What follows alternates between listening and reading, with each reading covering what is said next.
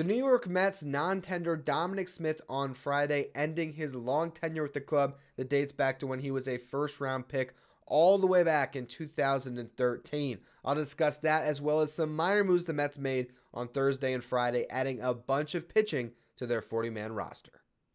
You are Locked On Mets, your daily New York Mets podcast. Part of the Locked On Podcast Network, your team every day.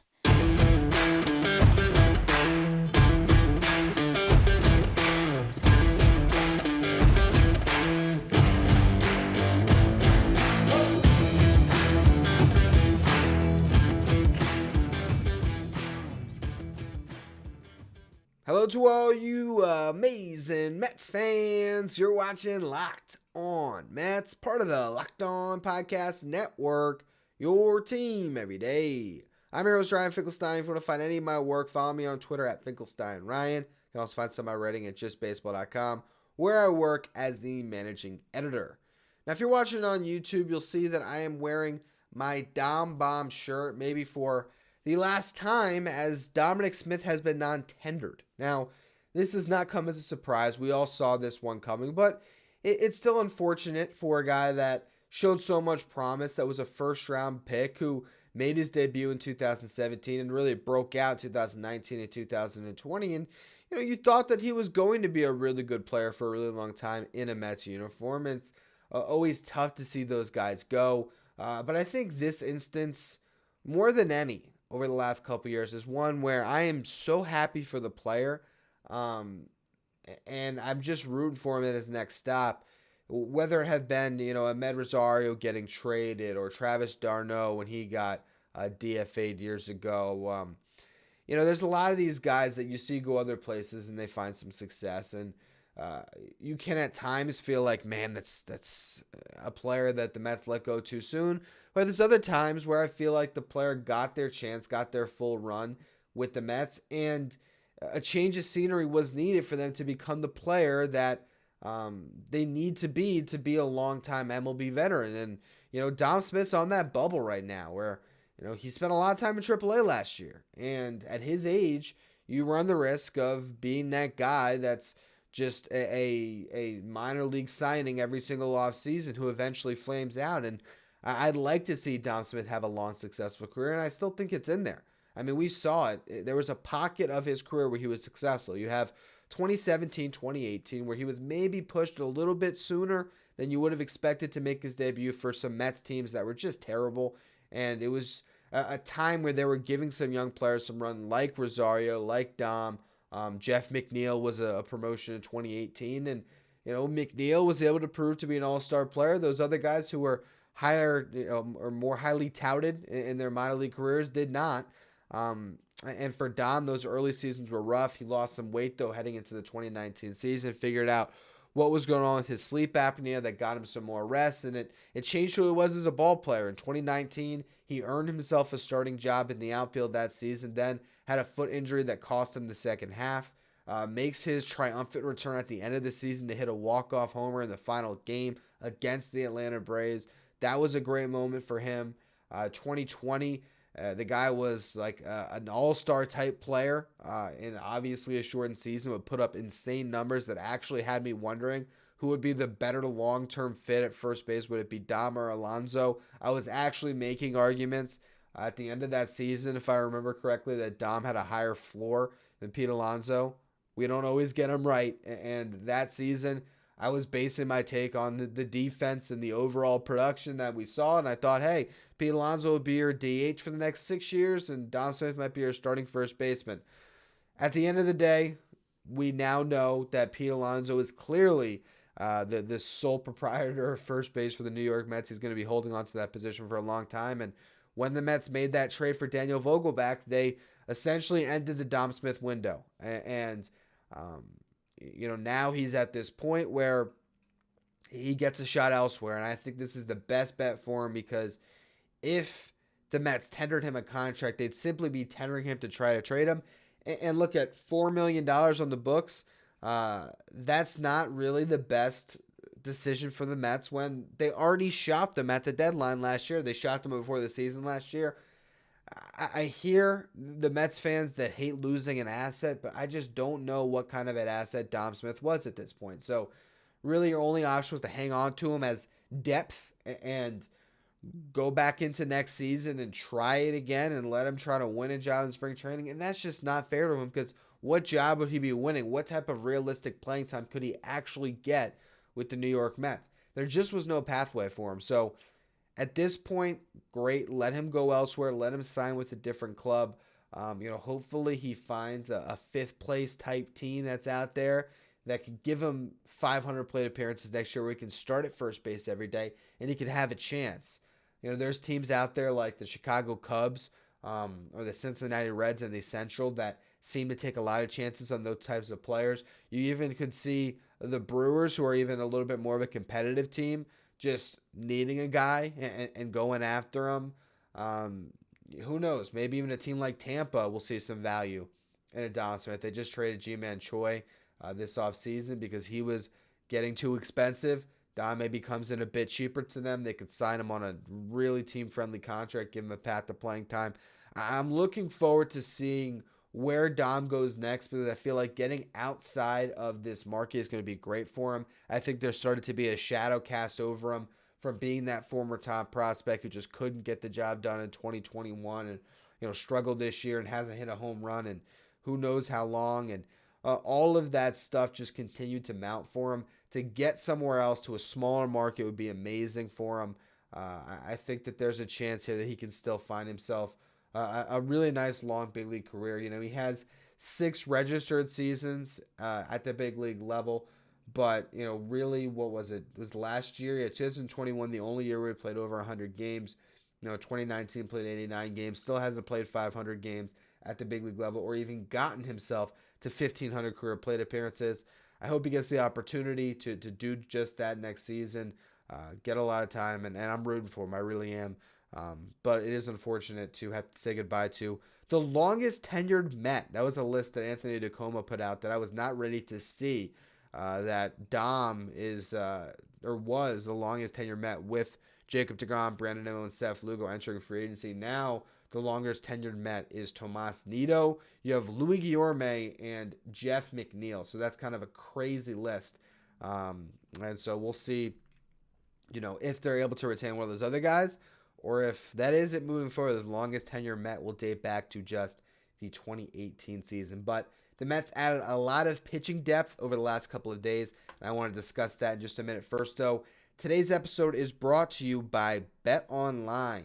BetOnline.net is your number one source for all your sports betting info, news, and analysis, where you can find the latest odds and trends for every professional and amateur league out there. From football to basketball to soccer and esports, they've got it all at BetOnline.net, and you'll love their sports podcasts as well, so you can find that. BetOnline is always the fastest and easiest way to get your betting fix. You can find Jacob deGrom's odds to sign with the team other than the Mets, Aaron Judge, so many other free agents like Trey Turner that are available currently at BetOnline. Head to the website today or use your mobile device to learn more about the trends in the action. BetOnline, where the game starts. So the New York Mets have added a lot of pitching depth over the last couple of days. They made a trade on Friday with the Marlins, basically getting 2 guys that they had DFA'd themselves earlier in the week. They got Eleazar Hernandez, who we watched this season, and it's dreadful. And they got Jeff Brigham. So I like this move overall because you trade a prospect in Franklin Sanchez that, yes, has high-octane stuff. And I saw my buddy Aram Layton, who's a Marlins fan, tweeting that this was a chess move by Kim Ng, and they got a real guy here. But look, he's pitching in the Arizona Fall League, and he has an ERA over 11. You look at the career walk numbers. He's walked 6 batters per 9.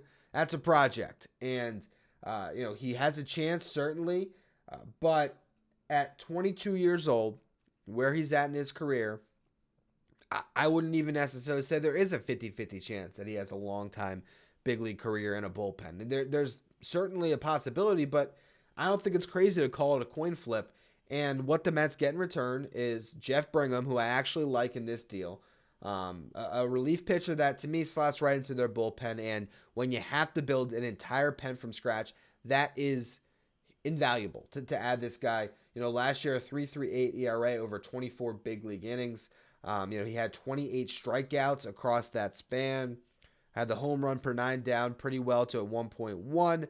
Walk per nine a little bit higher than I'd like, a 3.8, but that's not crazy for a reliever. And his strikeouts got it over double digits, 10.5 per nine. Has a really nice slider. Throws that pitch, at least this past season, he threw it over 57.5% of the time. Pitch came in at 82.2 miles per hour. The fastball average at 94.5. Got a whiff rate on the fastball at 26.7%. The whiff rate on his slider is 29.5. So really good movement on that slider. Works that fastball up in the zone. That is basically the bread and butter of most relievers nowadays. So I like Brigham. I don't think that he is necessarily a high leverage guy. But again, when you're replacing so many arms in that bullpen, like I like Jeff Brigham as much as I would have liked Michael Givens back. So he slots right in. And now you can at least know that that's one less arm to worry about. And they've been sort of stockpiling guys with options. So that's what you get as well with Eliezer Hernandez. And I believe Brigham has options as well. But Hernandez, a swingman, depth option, has been a starting pitcher at the big league level. Had a decent season in 2020. He was actually good, 3.16 ERA, but that was 6 starts. He made his debut in 2018, had pitched to an ERA over 5 in both 2018 and 2019. Has never registered more than 82 innings in a season, which he did in 2019. Again, 2015, best year in 6 starts, and 11 starts in 2021. He pitched to a 4.18 ERA, but he took a massive step back this year, a 6.35 ERA in 62 and a third. Struck out 60 batters in that span, so that's not horrible, but gave up 2.7 home runs per 9. That's pretty awful. The ERA, dreadful. So, look, I don't love the Hernandez pickup. My first reaction was, oh, my God, why'd they do this? But, again, you're giving up a lottery ticket for 2 guys that fill into your depth that you really need. So, if Hernandez is now right there with Jose Budo as a starting pitcher option, at least he brings, 48 career starts to the Mets, 90 career appearances at the big league level. Maybe the Mets can unlock something the Marlins couldn't. I think the highest ceiling of this trade for the Mets, if everything breaks the way you like, Hernandez can replace Trevor Williams and Brigham can replace like your Tommy Hunter, Michael Givens type. And you just found 2 valuable pitchers that might eat, 110 innings for you. Combined maybe 120 next season. If they got that, that is a great trade for the Mets, even if in 3 years Franklin Sanchez becomes a guy. Now, the other pitcher they picked up off of waivers was William Woods from the Braves. I'm not going to pretend like I know this guy's arsenal.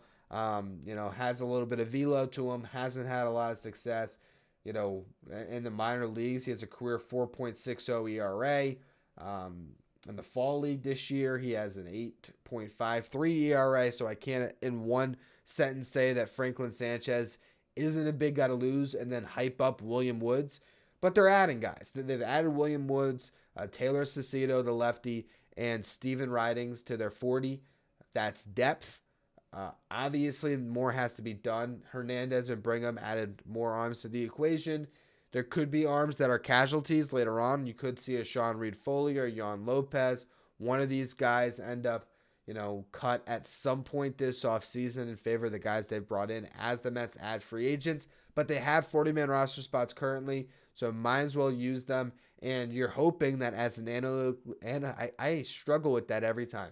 An analytically driven franchise now, as they are literally adding and trying to create one of these pitching factories. It's not going to happen overnight, but they made some hires to try to get you closer this offseason when it comes to development coaches. These are arms that they are looking at, that they're seeing something, that there's a pitch that they like, and they're hoping that with some refinement to their pitch mix to maybe the shape of what they're doing, they can get more out of these guys. And you can't be mad at them for taking some hacks here. So, overall, nothing crazy to report on. Don Smith was the biggest news of the day. The trade with the Marlins brought in some really quality depth, and we'll just see where the Mets continue to go from here. That's going to be all, though, for this special edition of Locked On Mets. A little bonus edition for some offseason news. We'll be back with more on Monday. as our off-season coverage continues. As always, thank you for listening. Make sure you follow, rate, and review wherever you get your podcast. Make sure you follow me on Twitter at Finkelstein Ryan. Follow the show at Locked On Mets. Thank you for making Locked On Mets your first listen every day. Now for your second listen, check out Locked On Sports Today, hosted by Peter Bukowski. Locked On Sports Today is where you want to go to stay up to date with everything going on in the sports world, with game reactions, breaking news, the take of the day. You can follow Locked On Sports Today on the Odyssey app, YouTube, or wherever you get podcasts.